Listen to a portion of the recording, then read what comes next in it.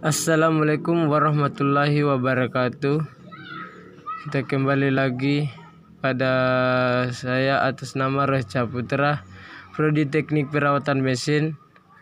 Saya kuliah di Politeknik Industri Logam Morowali. Jadi terima kasih sebelumnya atas video yang pertama. Jadi saya akan mengupload video yang kedua. Materi yang saya akan bawakan pada kali ini yaitu 3 contoh akuator.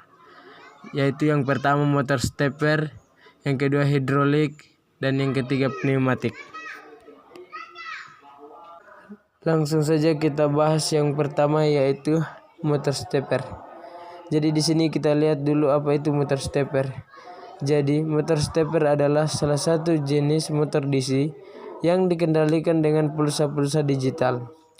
Prinsip kerja motor stepper adalah bekerja dengan mengubah pulsa elektronis menjadi gerakan mekanis listrik, di mana motor stepper bergerak berdasarkan urutan pulsa yang diberikan pada motor stepper tersebut. Selanjutnya kita bahas prinsip kerja dari motor stepper. Prinsip kerjanya adalah mengubah pulsa-pulsa input menjadi gerakan mekanis listrik. Oleh karena itu, menggerakkan motor stepper diperlukan pengendali motor stepper yang membangkitkan pulsa-pulsa periodik.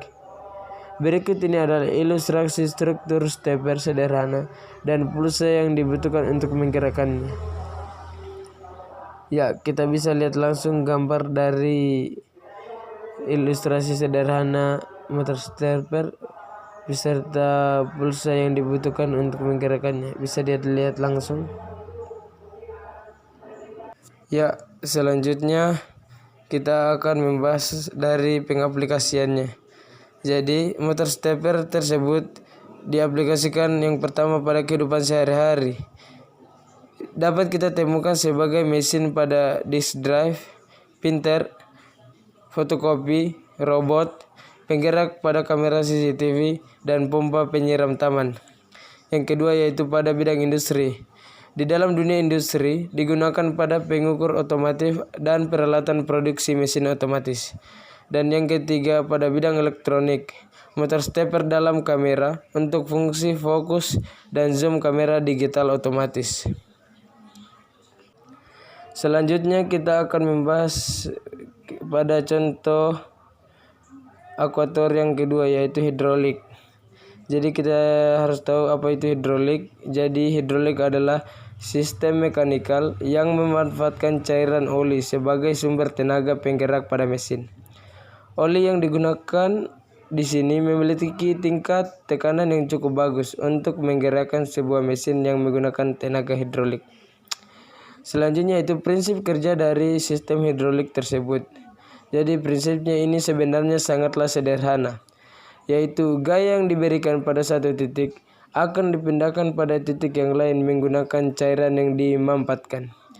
Pada gambar di bawah ini, ya jadi bisa dilihat langsung gambar di bawah ini, ada sebuah sistem hidrolik sederhana yang terdiri dari 2 unit piston dan pipa yang berisi minyak.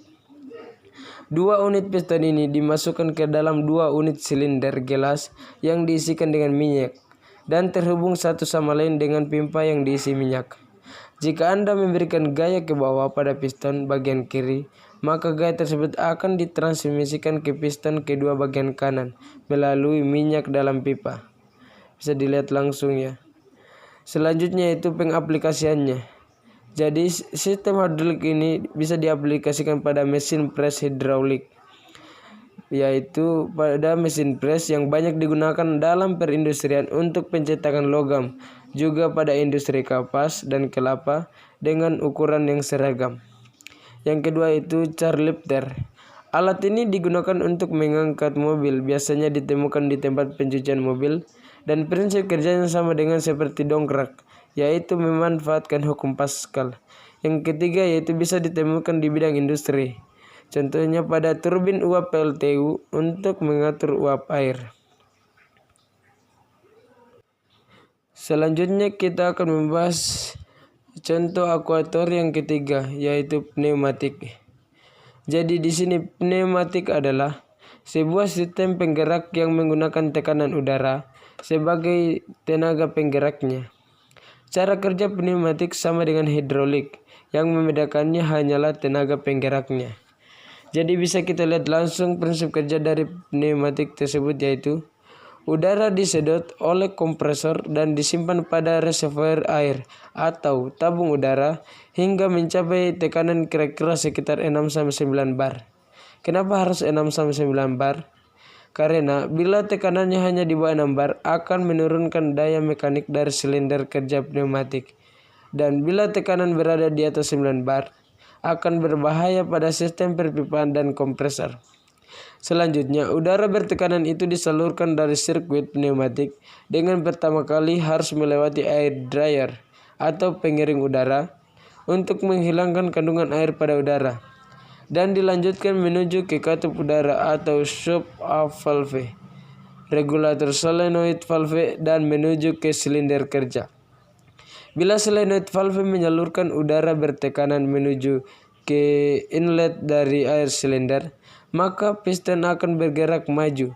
Sedangkan bila solenoid valve menyalurkan udara bertekanan menuju ke outlet dari air silinder, maka piston akan bergerak mundur. Bisa dilihat langsung gambarnya, salah satu prinsip kerja sistem pneumatik.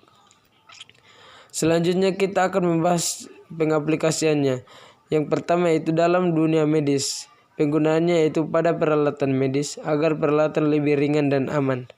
Yang kedua yaitu dalam prabotika sistem. Ini digunakan dalam pengendalian komponen pengendali seperti pada robot atau pada mobil dan pesawat. Yang ketiga yaitu bisa ditemukan pada pintu bus, yaitu sistem buka tutup.